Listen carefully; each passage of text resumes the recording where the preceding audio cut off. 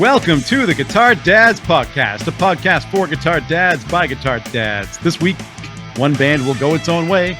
The Prince tries Tai Chi and Snake Bit. Is your tone suffering from bad cables?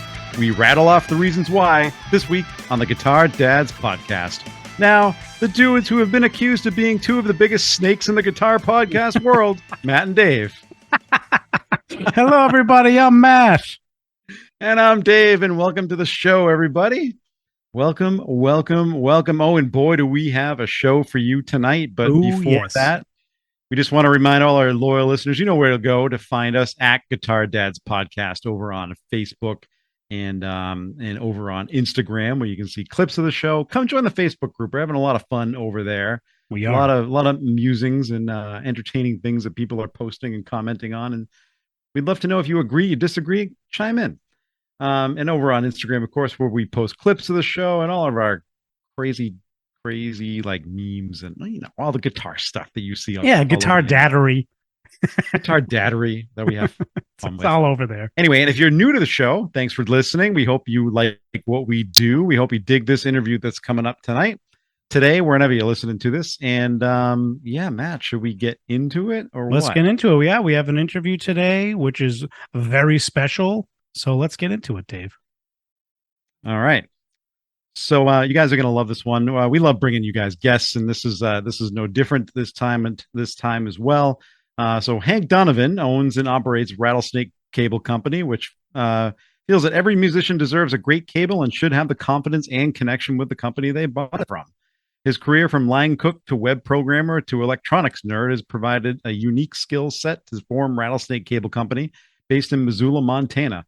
Along with co-CEO Amy Donovan and an extremely awesome team, the future has many exciting possibilities.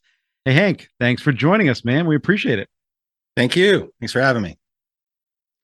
So yeah, let's get into it. I know we were talking. Matt probably told you before we started recording. We do our news and notes segment every week, and we love to have our guests kind of comment on the news of the week. And it was, there was a lot of things that came up in the news this week, but things we've kind of covered ad nauseum to death and all that stuff. So we don't want to keep rolling over the same stuff. But we always talk about like older bands and reunions and all that stuff. There was something that came out this week about Fleetwood Mac and whether they're going to ever get back together again. And because essentially Stevie Nicks said no. It will never happen because Christine McVie, when she passed away, it kind of ended the whole thing. It would never be the same without her. And she's Stevie's best friend and all that. And so they're done. Now, my question is, do you believe it? Me? What do you think? Yeah, go ahead. Either one of you guys. Yeah. Hank, are you a Fleetwood fan? Are they like a band you listen to? Or oddly enough, Fleetwood Mac Rumors is probably top 5 album of wow. If I want to look at all of the albums that affected me at some point or points of my life, that's up there way high. Yeah, nice. I don't believe them. I think they'll get back together for something. I think it's BS too. Yeah. Yeah, I'm sorry to say, it just seems like that whole era of somebody dies and the band is over. There's too much money on the table now, right? It's no, we're just going to keep going. Like the Stones, look at the Stones, Charlie dies and it's no, we're on the road the next day, not the next day. I don't want to, make it sound. it wasn't that later. Yeah, it was like a week. Yeah. It's like a week later, and it's I just don't, it's great. Yeah. Christina McVie, amazing. And it's really sad that we lost her, but it's it's kind of like the show must go on to some extent. So I feel like these bands are never gonna. They're gonna go as long as they can go, right? Look. The thing is, though, they kicked out Lindsay and they went out on tour. It's with crazy. with Christine McVie gone and Lindsey Buckingham out of the band, I don't even see a point in them touring anymore because essentially it's Stevie and Mick. Yeah, right? Dave. Dave, just like I don't see a point in Journey touring anymore, but you think it's the greatest thing in the world. So I don't say that, but this is Hank. This is an inside thing that Dave and I argue about all the time. I'm like, no, Journey's essentially like a tribute band with Neil Schon on guitar now. Yeah, kind of. Anyway, so, but Hank, I agree with you. That album is killer good. So yeah, that That's we'll see. I agree. I don't think they're done, but it would be I don't think it's going to be anywhere near, obviously what it should be to ride it out, but you know, tis what I it could is. This see is I could see guest singers coming in. okay. Oh yeah, that's a great point. Like Nirvana's Rock and Roll Hall of Fame. It was great to have female singers sing those songs. Who knows? like a maybe, tribute. Yeah. maybe you could have, each show being a tribute and you have a special guest sing her parts, Yeah. that kind of You know thing. what? You could be right. That could be a way they do That's it. a And I great think idea. that'd be a great idea. And I think a lot of fans Yeah. would like that. Like as an example, I just saw the Eagles a few weeks back, and with Vince Gill, right? Incredible, right? The fact that Vince is up there doing some of the songs that Glenn Fry used to do, like that was just so cool, and it worked incredibly well because it's Vince, it's freaking Vince Gill, right? So like I agree. I think if they could do something like that, it'd be incredible. That's a great point. All right. Well, one other quick news note before we get to the interview, because we'd rather be spending our time chatting with Hank about Rattlesnake. So Ozzy, is he ever going to make it back to stage? Who knows? But now he's saying that he's going to try some Tai Chi to see if that can get him back in shape to get on stage. And I don't mean to laugh, but it's like Ozzy's just had too many health problems, man. I don't know if I just think that, he's pushing it, he's trying, but I don't think it's going to happen. Hank, where do you stand with Ozzy and Sabbath and all that stuff? I love it. Tai Chi will help him, but I don't know if it'll be stage help. Exactly. Yeah. Yeah. I think it would help him, but I don't think he's going to be able to get back Yeah. on stage. Yeah. I mean, it's just So- too much, too demanding to be. It's such a demanding thing to never mind a tour, just even a show. yeah. So yeah, Yeah. poor Ozzy. I think we've kind of seen the end of Ozzy on stage, but Yeah. It's a lot. And it is kind of sad. Hey, I heard the Osbournes are doing a podcast now. Like the family are doing a podcast. So they are? check check that. I haven't listened to it, but I saw like a clip somewhere like on Instagram. Yeah, it sounds pretty funny. It's like Sharon and the kids with Jack and Kelly. And Ozzy's there. It sounds like hilarious to me. So Ozzy's there. Or is he Yeah. on the pod, or is he in the background just going, Sharon? No, he's on the pod. And here's what's weird. He's on the pod, and the clip I saw like on Instagram, he was actually, you could understand what he was saying. I was like, wait a minute, what's going That's on? how Is you know this- Ozzy's not this- in good yeah. health. Is this Yeah, AI that's bad. Ozzy? Is this AI Ozzy? Or maybe he's like so cleaned up you can understand him now. I don't know. It's Oh, really man. weird, but I wish Ozzy the best. I saw that Zach Wilde's going out with Zach's Sabbath. I saw he's Yes. doing a Yeah. tour with them. I bet that's actually pretty fun. I bet that's a fun show. Zach Oh, Sabbath. sure. That'd be Okay. I mean, Zach killer. Oh yeah, guitar. he's incredible. Yeah, did you see that Seymour Duncan just came? Not Seymour Duncan, MXR. They Yes. just came out with a bunch They of came- pedals. Like not some well, they like collabs. refreshes of refreshed him. Yeah, of his pedals, and they have like his new like spirals on them. Those look pretty cool. I don't they gotta look pretty tell ya. cool. You're Lots into of new pedal gear. aesthetics, which I am. All right, here Wow. we go. Let's want to get into Anyway, it here. before with we go Hank? off the rails, let's get Yeah. into the real meat of the meat of this show. So Hank, I think this is we're really excited about this interview because Matt and I don't know. First of all, we don't know the first thing about cables. Okay. And we Other than we use them. other than we use them, Yep. and people do talk about, and it's absolutely true about how a cable can affect your tone. Whether it's how it's made and the length and all this stuff. So Yep. we'll certainly get into that kind of a deep dive. But so tell us about Rattlesnake. How did it start? Why did you start it? And give us like the history. Yeah. Yeah. Well, it's this year is our 11th year. Just kind of Wow. blows my mind. That's amazing. Obviously it didn't start off, year one and just take off. It was an evolution. It was a hobby. So there was a period of time to just even figure out like that's what I wanted to do is make cables, and then to establish a brand and a business and slowly build that up takes time. And so I Sure. really think about the last maybe 5-6 years is when we actually decided, my wife and myself, that this is the direction that we want to go into. So that was the focus of our energy, and started developing our team. And that's when it really started picking up steam. Obviously the more you put into it, the more you get out of it, just with anything. Right. Right. Yeah. Yeah. It Wow, all that's started awesome. with, just, I'm a music nerd, just like you guys, but I got into building these things called beam robots. They're just these tiny little robots or like little kits, and they're called junk bots also, Oh, where Okay. you find like a motor for a CD player, and you get like a little solar cell and some capacitors and some resistors, and they suck in light and they just move, and they just burn, move, suck in light, Oh, move. cool. They're almost like little insects. that's And I was crazy. just really fascinated by them. They're really easy to make, like 5 parts.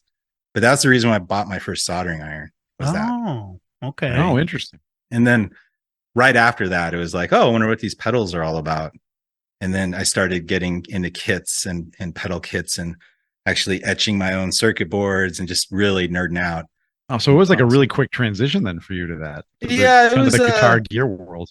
yeah, I would say it was a good 2 years of buying the soldering iron and actually like making my first pedal was a ZVEX super hard on. Nice.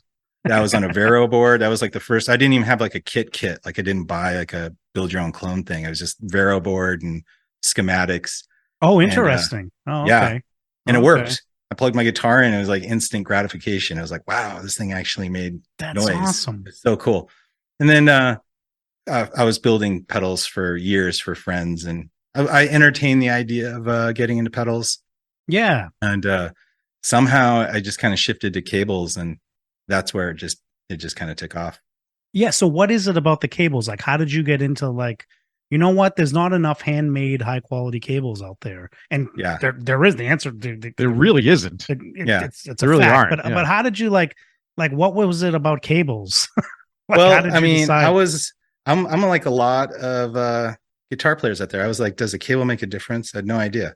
Yeah. And there was a band member, Jimmy, insane guitar player, and he spent $80 on a cable in 1998. And I was Yeah. just like, that's insane. Like, why Yeah. would you ever do that? Yeah. I was having a hard time spending $20 on a guitar Yeah. cable, but I was like replacing them all the time. They were just a mess. Yeah. And I plugged that cable in, and it was instant, like, whoa, like I wasn't expecting it, like this much of a change of sound. Louder, it was brighter, it was like punchy. That was the first time I was like, wow, cables actually do make a change. And he was like, Yeah. I always call him a cork sniffing guitar nerd. Oh, because yeah. you know what I mean? He goes deep, deep, deep in concepts. And always I roll my eyes to him, but always he shows me the way, and I'm like, wow, speakers do make a difference when you change speakers, or ooh, cables do make a difference. And Totally. so I had to be kind of convinced all the time, and he was always like forging ahead on that journey. So that was one of the first times I ever experienced cable making a difference in tone. So later on, when I was doing the pedals, I was exploring the idea of doing cables. So I kind of knew what I was looking for in a cable, Yeah. and started doing prototypes. And that's where it kind of just found my sweet spot as far as like capacitance and length that I like. And that's where it went. That's amazing. So your first cable that you made, was it everything that you were expecting out of it, or like how much? So Yeah. I guess the question more is like, when as you're designing these things, like how much of a learning curve is there? And, were you kind of successful right out of the gate, or did it take a long time to kind of figure out what you wanted to do? I mean, really, there's only so many factors involved here. When it comes to a great cable, it always comes down to really 2 things: durability and tone. Yep. So really, it's all it comes down to. So if you want to figure out the durability aspect of it, that's an easy problem to solve. I want like a beefy cable. I want a gauge of conductor that won't just like break like a paper clip, just over and over and over. I wanted a braided shield instead of a spiral shield, so it have more of a rejection on RF frequencies, right? So that, to me, those were like durability issues. Tone issues always comes down to capacitance and cable capacitance. And that's a real simple number to figure out. It's basically the distance between the center conductor and the shield. The closer it is, the higher the capacitance, and the farther away it is, it's lower capacitance. So what that translates to is a thicker cable. So to get that distance from the shield, it means you have to have a thicker cable. So those were things where it was pretty easy to figure out oh, I like this range of picofarads and capacitance that's like the sweet spot. And I'm not like a nerd, like, oh, it's got to be 18.2, blah, blah, blah. No, it was just, there was a sweet spot that I liked at a certain length. And that's what a lot of people don't factor in also when they talk about how low capacitance our cable is. Yeah, you have to say that in relation to length. So when someone says your cable is 20 PF per foot, well, at what length? Because it changes. Is it at 15 feet? Is it 20? So if you have a 20 PF cable at 15 feet, it's not 20 PF at 20 feet, right? It changes as it goes, and it gets lower as it shortens. So I wanted to make sure I had a 20 to 25 PF cable at 15 feet. So those were like some of the math equations you have to figure out as you're designing the cable. Interesting. Yeah.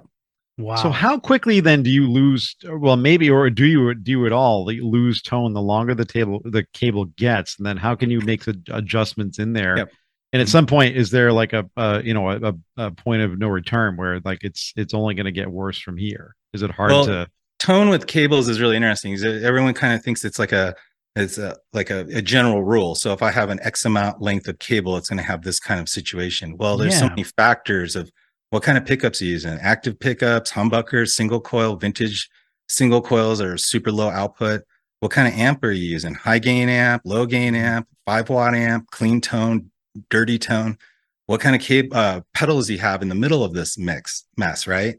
All of those play a factor in as far as like how that affects the tone. So if you want to sit there and say, okay, I got a Jazzmaster like I do, and I want to plug straight into an amp, nothing in between, like what's my maximum length? And I could be sitting there like, I will never have this situation. I could say, okay, well, if at 30 feet, I could probably say, you're not going to like, it won't get quieter. It'll get muddier. It'll get slightly dirtier, so you'll lose, because what capacitance does is just like a tone knob on your guitar. You're sending signal to a cap, and that's bleeding off. It's a low pass filter. So it like bleeds off high end. The high end goes away. It goes to ground. Yep. So your cable is doing the same thing. So the longer it is, you're making it a low pass filter.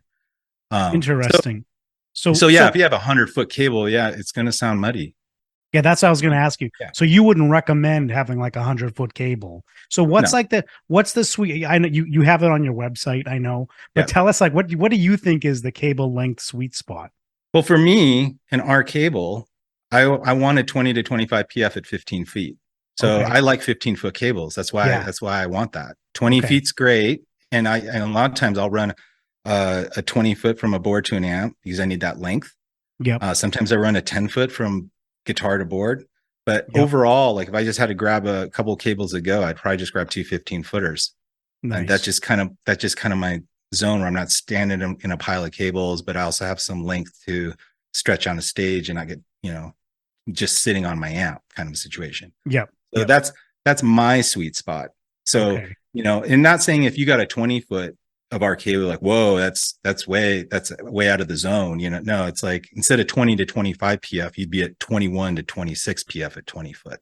Interesting. 30-foot, it could be 22 PF to 27 PF. See, it's like it starts going up. Yeah. The longer you go out, the more tonal change you're going to hear. Yeah. Yeah. And then you can adjust it. You can adjust your amp, and you can get a buffer, and you can't, so there's all sorts of things that you can put in there to compensate that. But I always say for a cable, for it to be a good cable, you just want to have the best source signal just out of the gate before you start like tweaking stuff to fix issues. So when you're recording, I'd rather just plug in a good cable into an amp and it sounds great, instead of like, oh, it sounds muddy, I better change my whole EQ stack to compensate for that. Yeah. Right. Yeah. But I'm really glad you brought that up, because that's what I wanted to talk about was, if you do need a long cable, if you're playing on a big stage, right? Although a lot of people are going wireless these days, which I think is, it's tough. Wireless is tough for me because it's like, to get the right thing gets very, very expensive, especially for like run of the mill kind of people playing in bars, and then there's like interference issues unless you buy something super expensive.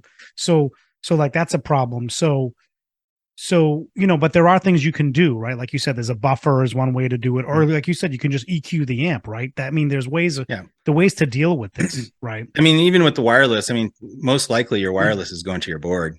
Yeah, you need a cable there. You're still going, you're going from your board to your amp, and that's not wireless, Yep.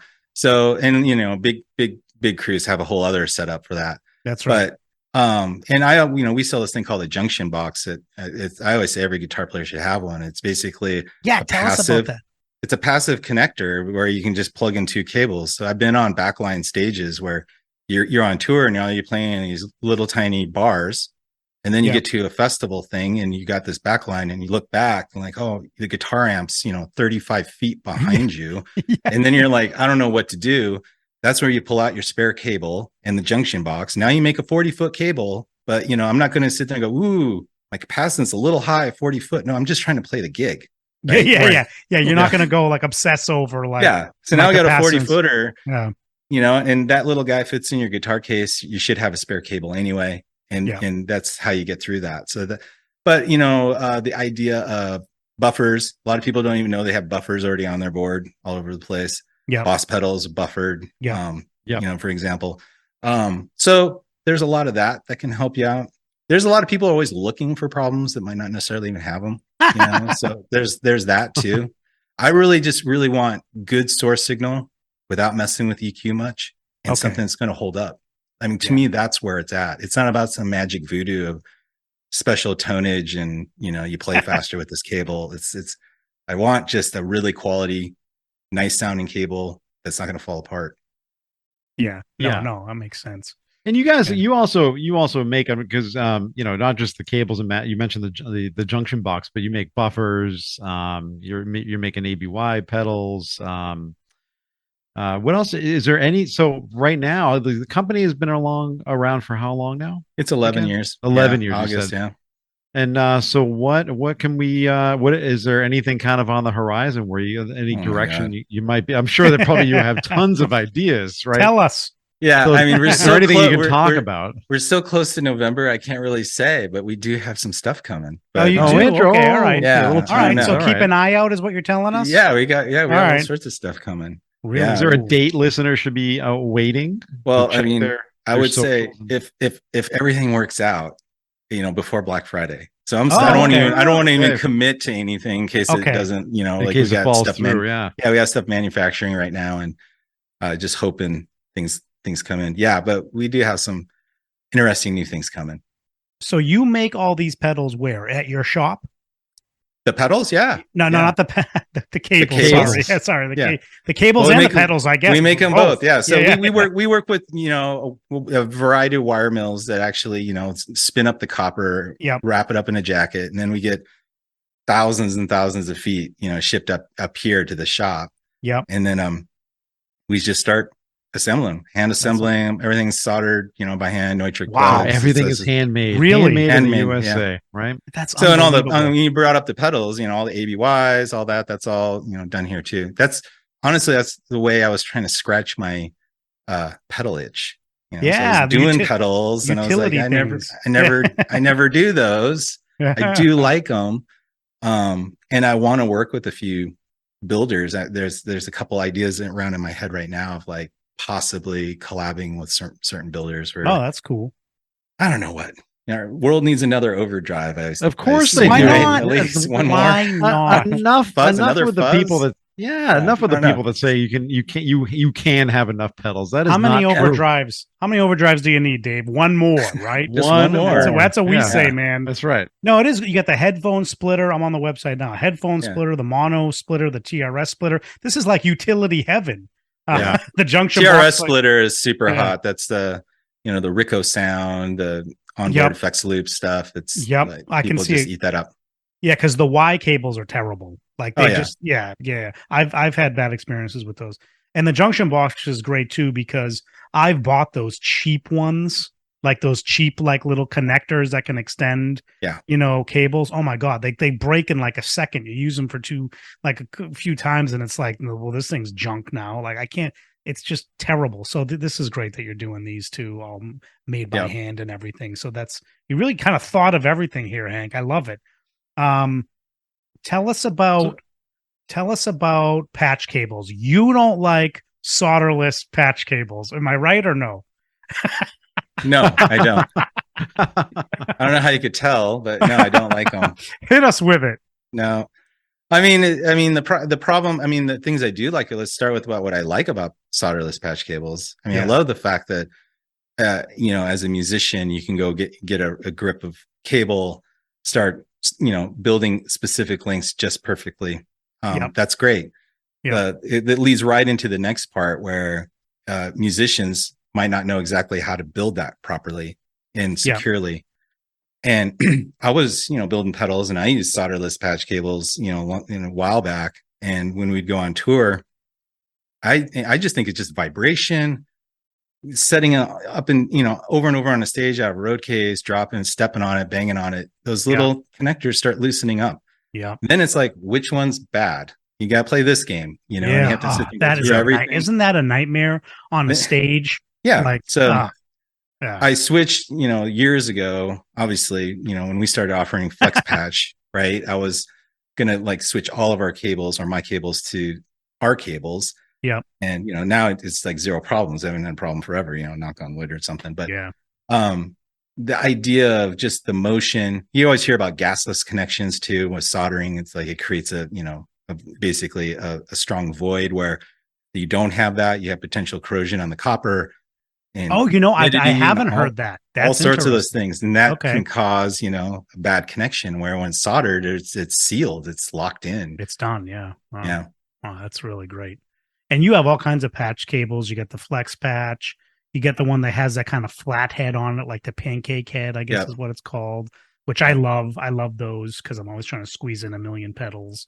We're trying to get a smaller diameter cable also, and then we're going to start using those square plugs and cool, the G&H VLP, the very low profile. Oh yeah, those plugs are great too. Yeah, we have some of those. We've sold a few to few musicians around on that, but that could be coming up here in the next month or so. I could let that one out. Here's a little tease for you guys.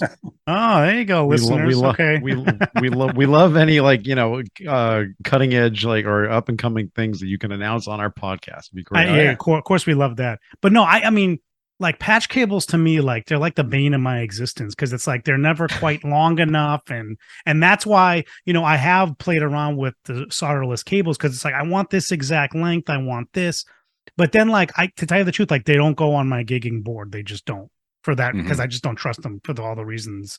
Although I didn't realize this whole corrosion thing, that's a whole other thing I didn't even know about. Yeah.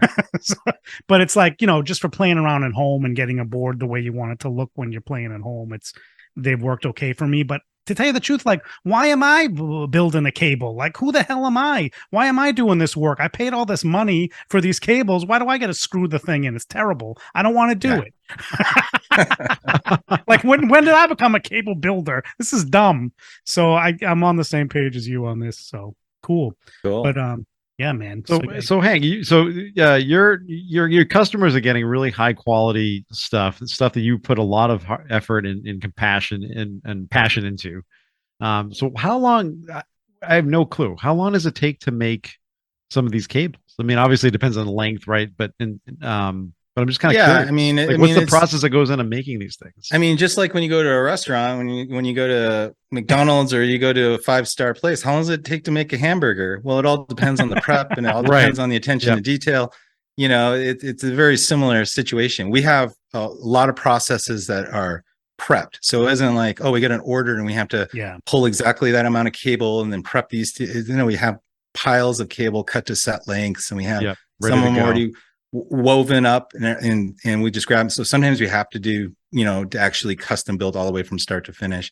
It could be a whole series of other items too, or the patch cables, for instance. Everyone thinks they're so easy and so small to make, but they take just as long as a 20-foot instrument cable, and everyone wants 10 of them for $10, and you're like, that's right.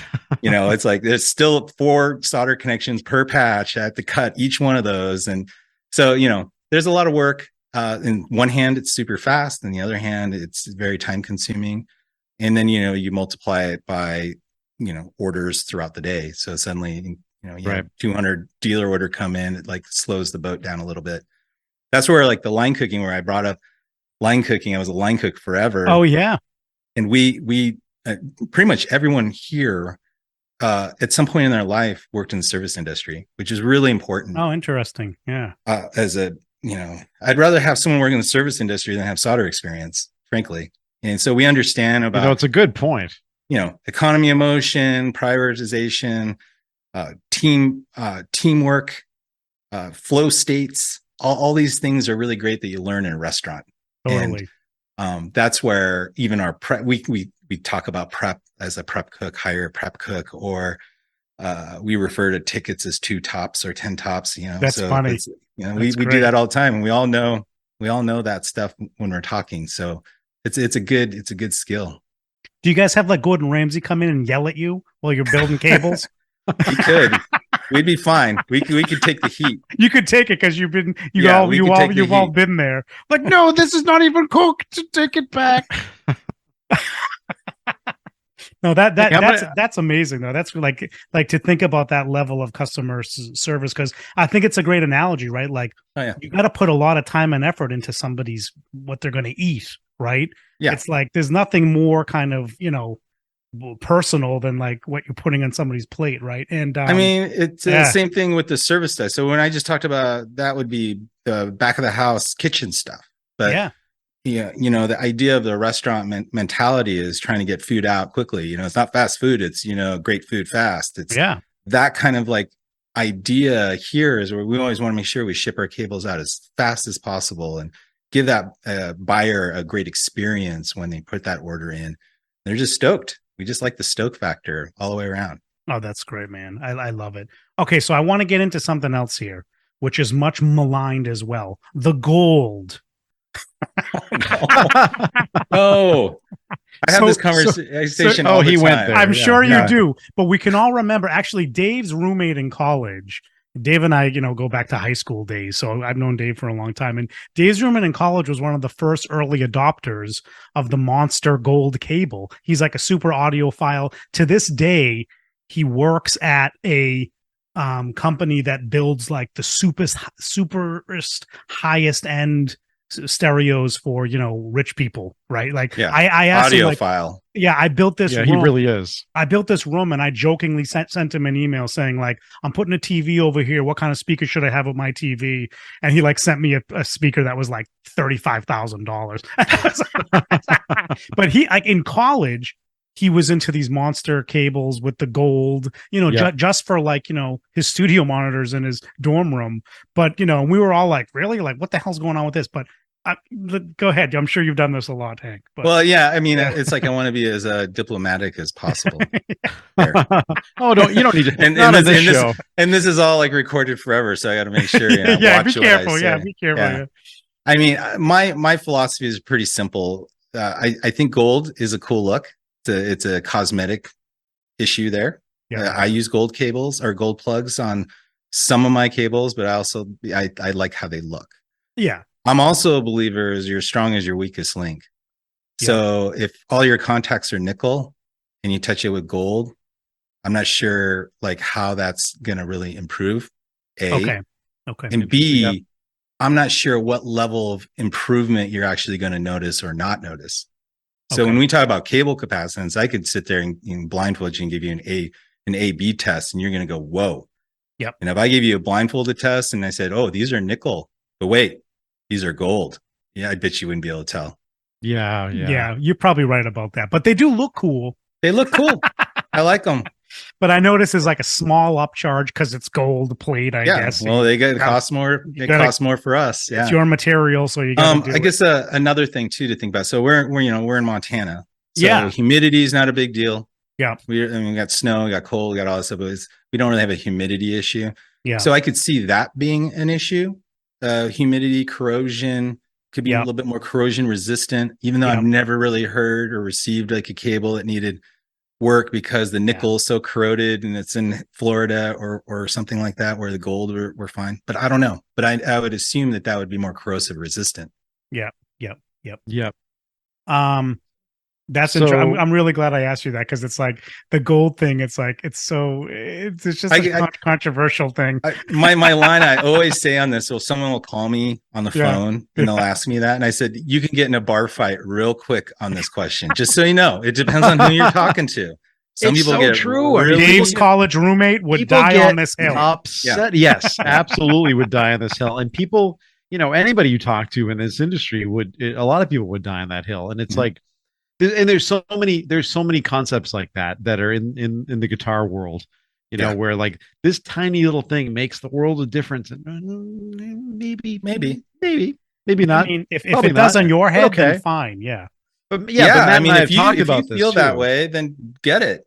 Definitely, yeah. Are you a believer of that? Because Matt and I have talked about this. Like, if you even like I'm a basement player, I don't play live, but when playing a certain pedal or getting a certain tone or holding a certain guitar, it gives you a certain feel and makes you, it inspires you differently Yep. than other things might. And if that changes the way you play, that matters. Absolutely. So It's if like you psychosomatic, right, Dave? it's all Yeah. psychosomatic. So if you Placebo believe that effect. if you think the gold is going to make you play and sound better, by all means, you absolutely should do that, because Yeah.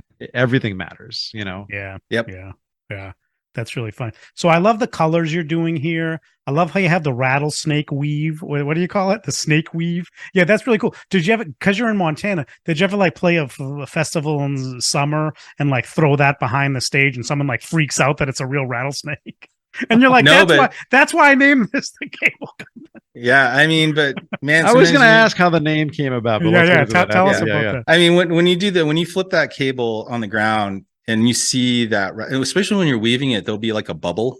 It's hard to Oh, explain it as geez. it's a little wider as you're doing it. Yeah. It'll catch your eye, and I think it's almost like a instinctual DNA reaction. You just look at it and you go, oh, like, whoa, that's weird.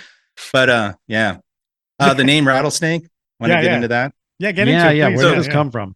So Because I hate snakes. Even talking about this is making We don't me have uncomfortable rattlesnakes in the Northeast over here, so Yeah. this is a whole Well, we new get thing for timbers. us. Like poisonous Yeah. snakes, yeah, it's not a whole thing for us here. Yeah. So rattlesnake came. So we're based in Missoula, Montana, and then there's a creek that comes into our city called Rattlesnake Creek, and there's the Rattlesnake Okay. Valley, Rattlesnake Wilderness area. And when I was coming up trying to figure out a name for this business, there's like some cutesy names for Missoula. There's Zoo Town, there's Zula, Oh yeah. and just kind of things like that. Didn't like that. But I wanted something that had like a sense of place, like something where I'm from. Yeah. And my good friend Leif, he was just like kind of in a flow state brainstorm session, just says it out loud. He goes, "You should be called Rattlesnake Cable Company," because I gave him those factors. I wanted a tip of the hat to where we live. So rattlesnakes are in Montana. This rattlesnake area is in my town. Everyone who buys a cable from us here thinks we live in the rattlesnake, and we don't. But that's the only group that gets confused, is the people here. Oh, okay. Anywhere outside, they don't even think that. And then I also wanted to have a name of a brand that wasn't genre specific. I didn't want it to be death cables and whatever. I wanted something that was like a Tex-Mex blues guy would be all over it. A metal rocker would love it. Indie rocker would like it. All just connects, and it's okay. Even a jazz person, we sell tons of them to jazz players, and it just fits everyone's kind of personal vibe. It's so really that was cool. a challenge, and I loved the name when my friend said it, and I was like, oh, it's home run. Let's do it. Total home run, especially because you can make a rattlesnake cable looks like a rattlesnake. It's like, it doesn't get any better than this. So I love it. It's so really cool. Can I ask, like the shrink wrap around the cable, the end of the cable, right? You don't see that on like cheap cables. Like, how important is it? I mean, to me, I feel like it's super important, but you tell us. Like, do you do that on every single Are you cable? looking at the standard, or are you looking at the snakehead? I'm looking at what am I looking at now? I think I pulled up the standard, but yeah, tell us about. Okay, so you have one that doesn't have it, or just tell us. Yeah. No, so all of ours, we do an overwrap strain relief shrink tube on it. So it's on the outside versus on the inside. Okay. I personally like that. I like that it just adds a little bit more strain relief on the plug. And that's the reason why we put that there.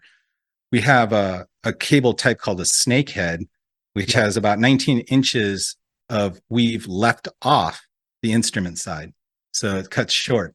And that is for a little bit more flexibility, but also if you don't want to have any of that weave touching the finish of your guitar. So that would run between your strap and your guitar body. I see it. Yeah, I see it. So you just have raw PVC touching. That's what it is. Okay, very cool. All right. That's same cable. They don't sound different. We get that question all the time. And they're interchangeable. They're not directional. So you can do all that stuff too. So, you can flip it the other way and plug in your guitar with the weave side in. That's fine. And you that's could use fine, the too. snake head for a pedal board to an amp. That's fine. It's just a cosmetic change that has a function. Okay, that's really cool. I don't think I've seen that before. That's damn cool. Yeah. Because yeah, I can very see that popular. people are like, yeah, I don't know if I want that rubbing up against it. Although it's probably pretty safe for your cable to rub up against a guitar's finish, right? Like, is that really a concern or not really? You tell me, Hank.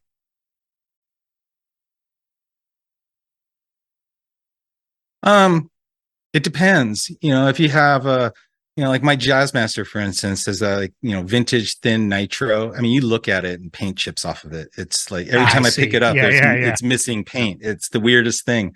Yeah. If you have 59 Strat or something, maybe you don't want that to be touching. Totally. You Yeah. might love the wear. I've had this conversation with people like, oh, I want a standard in there because I want that standard to get in there. Yeah.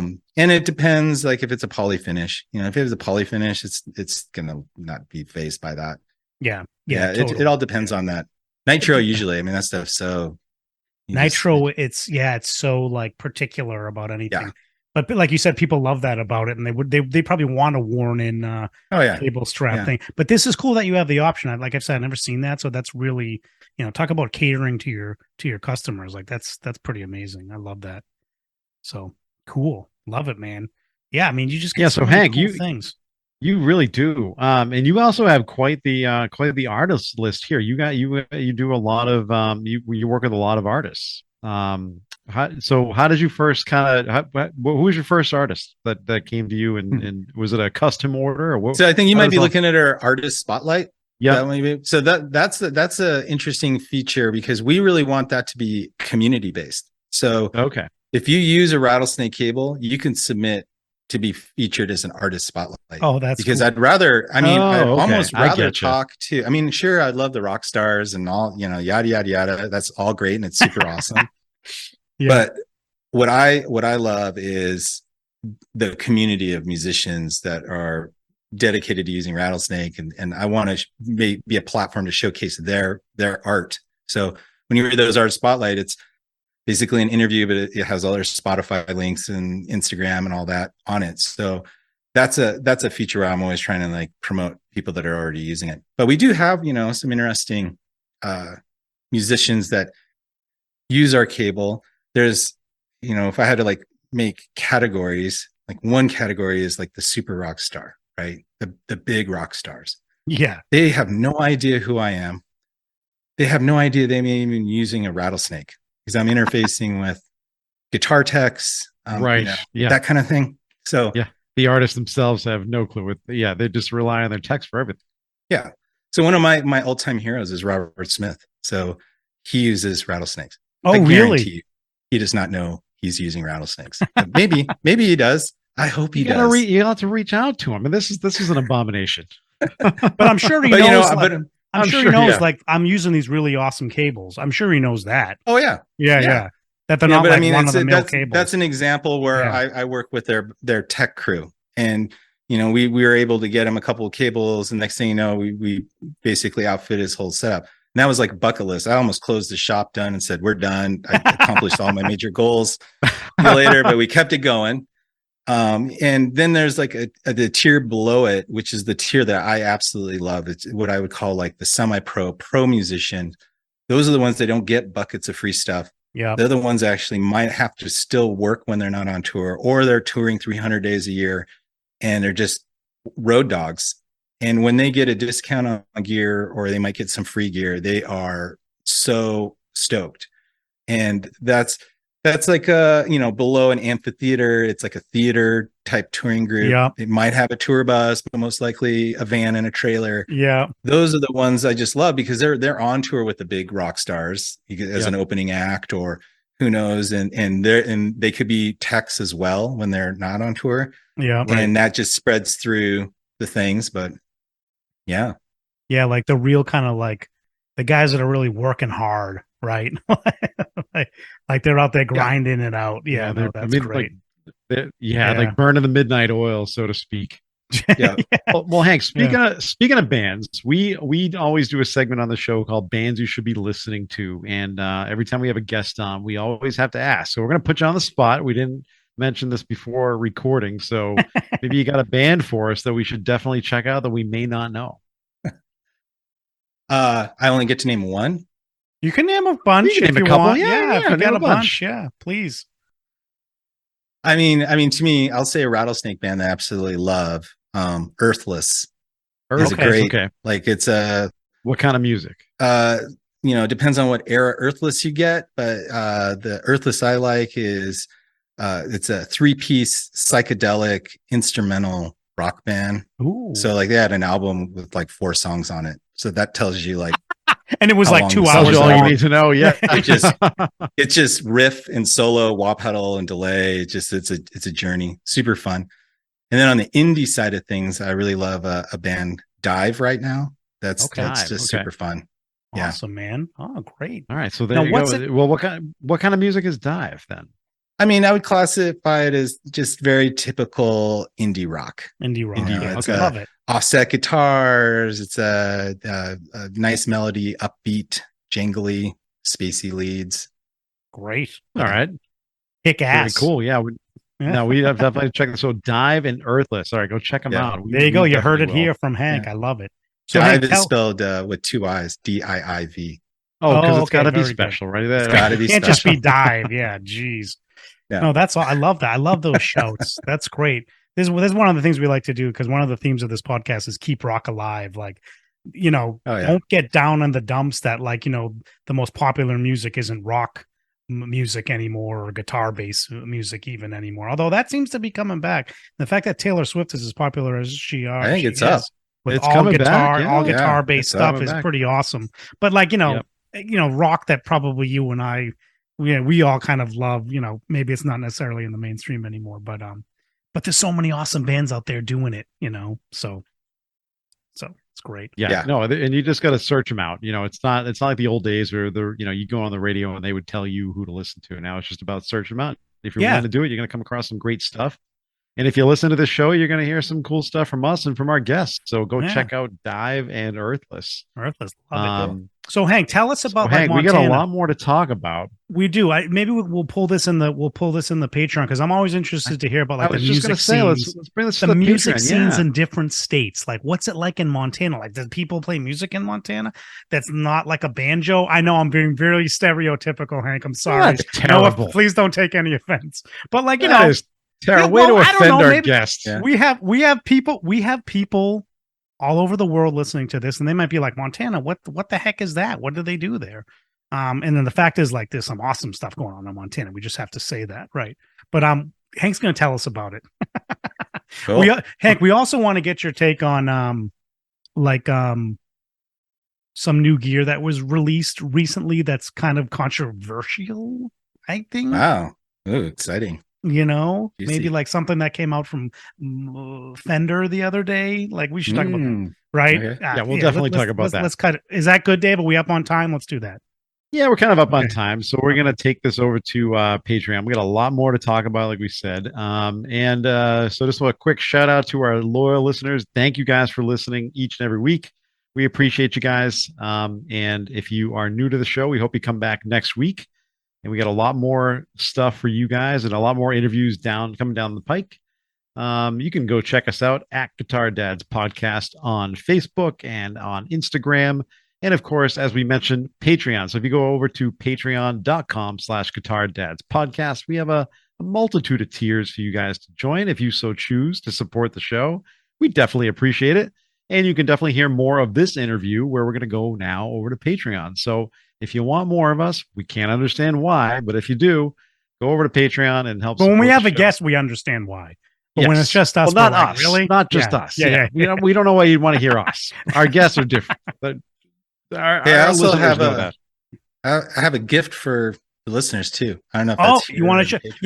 We wanted to give you that chance, Hank. Go ahead and shout out everything where they can find Rattlesnake Cables. It's rattlesnakecables.com. It's really easy, but tell us other things, Hank, please. I was getting to that, Matt. We're on Instagram and Facebook, Rattlesnake Cables, and then you can find us on the web, rattlesnakecables.com. But for you guys, I'll have a 20% off discount code for you. So all you have to do Whoa. is Oh, very cool. Oh, wow. rattlesnakecables.com/guitar dads podcast, and it should get you Whoa. there. That's awesome, Hank. Thanks. Thank you Whoa, to that's thank you amazing. to our listeners will love that. So if you guys are Nice. in the market for some new cables, go check Rattlesnake out. There's tons of stuff to browse on the website. Lots of cool looking stuff. Can I just say, Hank, the website is freaking awesome. There's Thanks. so much information on this. Very well done. Like a lot of the stuff that we asked Hank about on this podcast, he's written about on this website.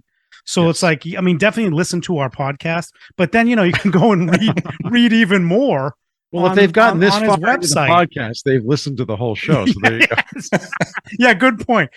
Tell So other very people good. to listen to the podcast too, but like all this information is on the Rattlesnake website. There's customer testimonials, the artist spotlight, but like there's cool articles that you've written on here, which I think like is going above and beyond. Yeah, Hank, the site it's really well yeah, done. well it done. really shows your Congratulations. dedication to just putting out a quality product. And Thanks.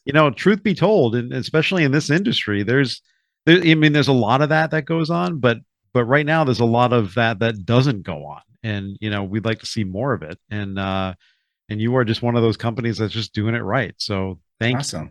Thank I think you. a lot of people will appreciate that. Thanks, Hank. So yeah, go to Hank. Shout out one more time the website, where else they can find you on socials. Rattlesnakecables.com and Instagram, Facebook is just Instagram.com/rattlesnakecables. Awesome. And Hank, you put out some like special colors and stuff periodically. Is that true? Yep. That's what I've been seeing on Instagram. Yeah. So check out Instagram, guys, and Yep. See some special releases if you want like a cool color or cool pattern. You guys do all kinds of really cool stuff. If this is like I'm a big proponent of like look good on stage and look cool, and like having a rattlesnake cable. These will looks get you like, there. That looks like a rattlesnake. Like that's just one more like nice little touch you could have. Or like I know you have like the deep purple cables on here now. Like that's just cool, man. So if you're looking for a little extra, guys, this is where to do it. So All right, guys. Well, I think we are going to move over to Patreon, where we will continue the show. And for now, I think that was this week's Guitar Dads podcast. that's it. Keep rocking live. We'll catch you on the flip.